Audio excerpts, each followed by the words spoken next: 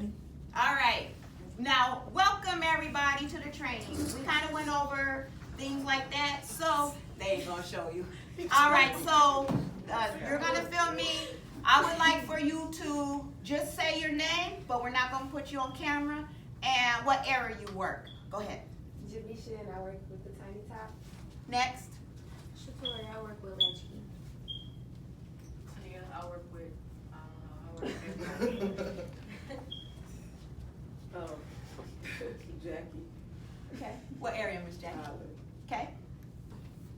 Sarah, Tyler. Okay. Lana, preschool. My name's Jasmine, I work with infants. Mary Sanders, and I work in the kitchen. Okay. Miss Murray, and I work with the toddlers. Very good. Now, what you don't understand is I watched body language, and when you said it, you smiled. That's the thing, you smiled. You didn't look gloom, like, ooh. You smiled, but see, you don't notice that. Parents read your facial expressions, and kids read your facial expressions. And when you said who you work with, you smiled. So when I see that, I'm like, okay, I know they love working with kids. Okay, my name is Miss Tanya. I'm the executive. I go to all the centers and I travel, to help centers with, to get their centers together.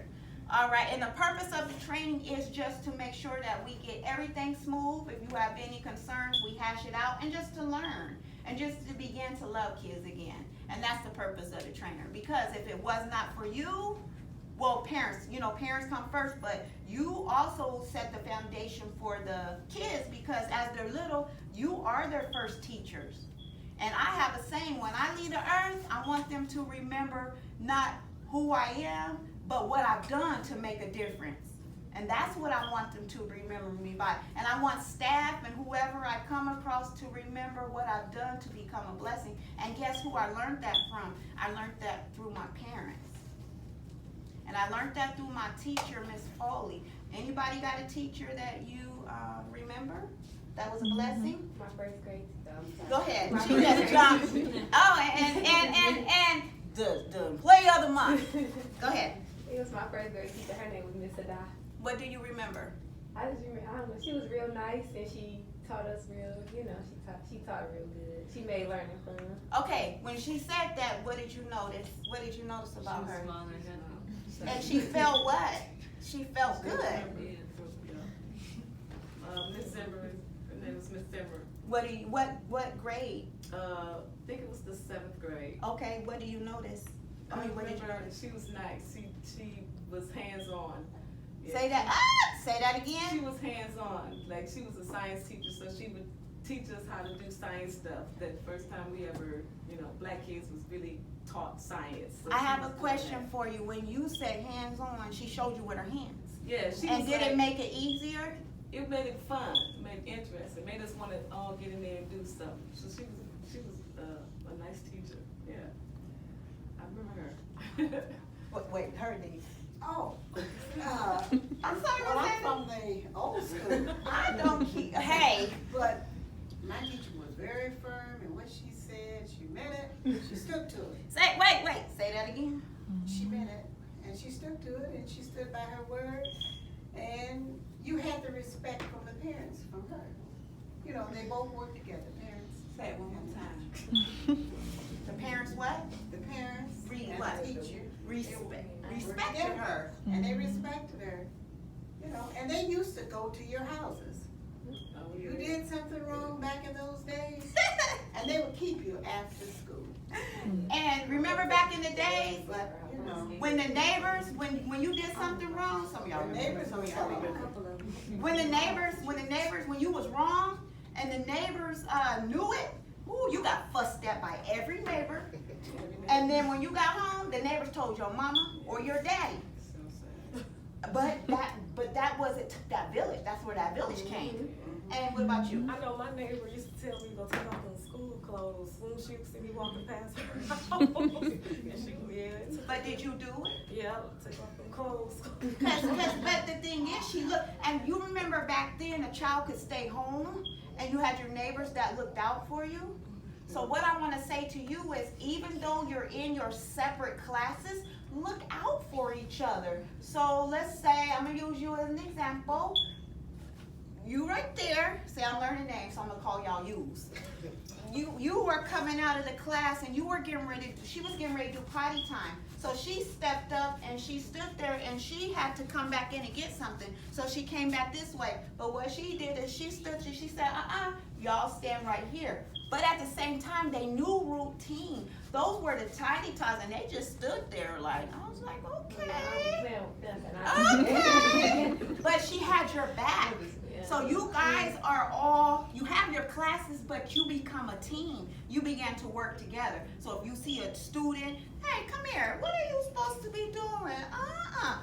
Get back to her class. You become that one. And then when you become that one, the kids begin to work together. Does everybody understand?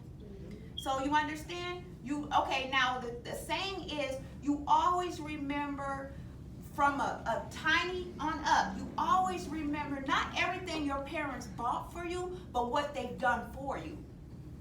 You're always going to remember what they've done, their actions, not what they bought you, but their actions of what they've done for you. I can remember as a young kid what my mama and them, I can remember my mama sitting in the bed with tears in her eyes because I had something coming up and she was wondering how she was going to get it. But she got it. See, I remember that. But at that same age, I don't remember what my mama bought me, even though she bought me some stuff. But actions.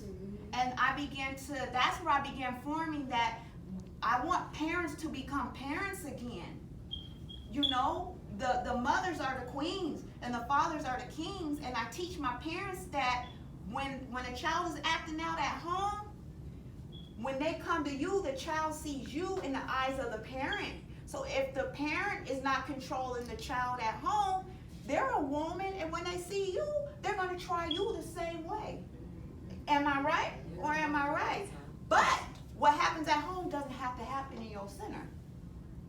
If they don't listen at home, that don't mean that they can't listen here. Don't look at the actions of the child, look at where you can get that child. For an example, remember the little kid? I can't say no names. He cute. Yeah. And he's been in the office, and he went from the office just having a fit. And I told him, I said, well, I'm strong. I eat my fruits and vegetables. Okay, well, are you finished? He went from acting up in your class to not even coming in the office. I think I seen him one time at the end of the day, and he was only in there for 5 minutes. He got himself back together. He came in there and sat straight down. Did not fuzz, didn't argue, didn't run around. He just sat down. And I said, what are you doing? He said, I wasn't listening. And we sent him back to class. I seen him standing in line. She was sweating bullets, but she knew where she wanted him to go, and she worked triple hard for it. Don't look at the kids, don't look at their actions, look at where they can become. You kind of get what I'm saying? All right, everybody knows. So expectations, you are kind of considered their second parents. You're like their mom. They're with you more than they're with their own family because they have to work. So you're like their mom. You see, I call them boomskis. I call them sweetie pies. And sometimes they be like, my name ain't Boomski. Okay, I'm sorry, I apologize. And I will apologize because that wasn't their name. You're their moms. You know where I learned that from? At my home daycare, this African lady told me that. She said, bye, see you later, go with your mom. I was like, I'm gonna ask her a question. I said, why do you call me her mom? She said, because you have her all the time and you're her second mom. Ding. They call us that too. They be calling us mom. What do they call you? Mom. And they just don't call everybody mom. They have to feel here. Yeah. They have to feel it here in order to call you mom. I didn't have somebody call me grandma. I was like, okay. I'm a grandma. But you know, I was like, okay. And she smiled. She's like, grandma. I said, okay, auntie, uncle. When you got it here, no matter where you go, kids will come for protection.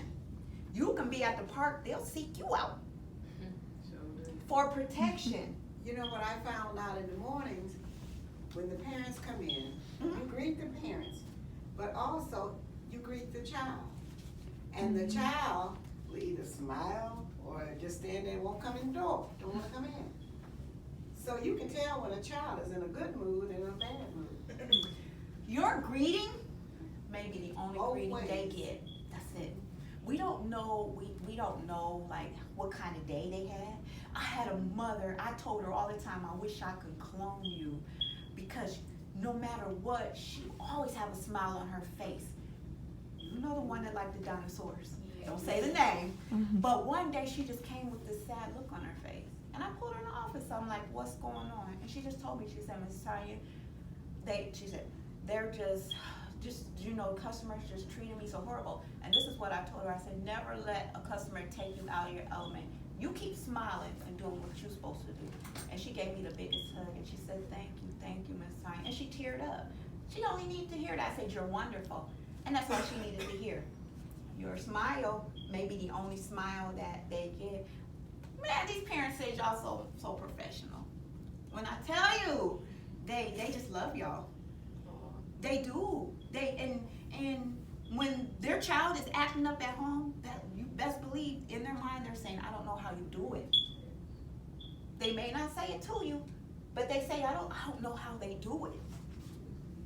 You're their inspiration.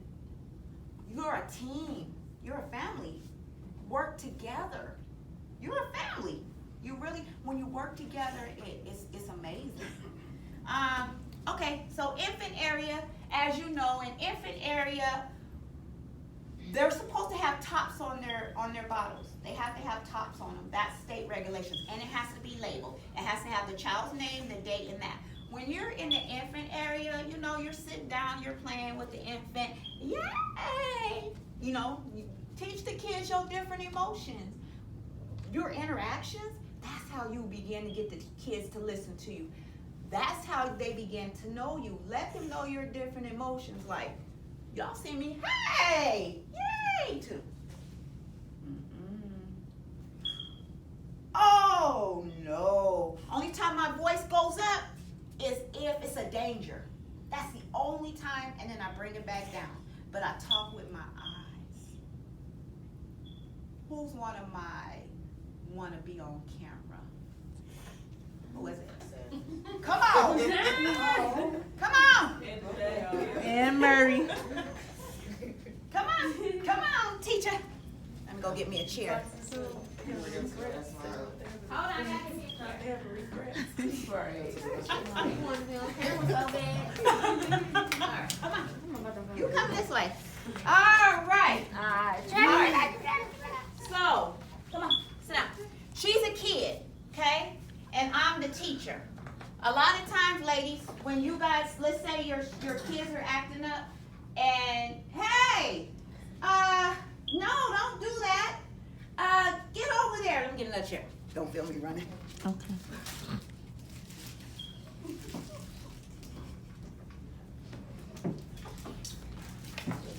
Okay. Remember, she's a kid, and I'm tall. I'm a teacher. So when you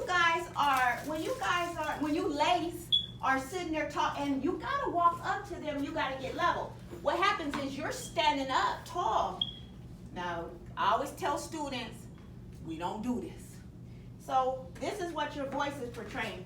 Hey, stop running. What is my voice doing? It's going over the head. That's why they not listening. Because your voice is going, you way over there, and your voice is going over the head. Can she see me? No. If she look up, she gonna go cross-eyed. You see? So watch this.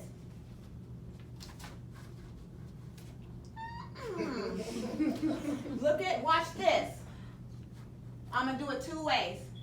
When you tell a child to look at me, what do? They look away sometimes. Okay, watch this. Look at my nose. Oh, yeah. Where's her eyes? Her eyes are looking at me.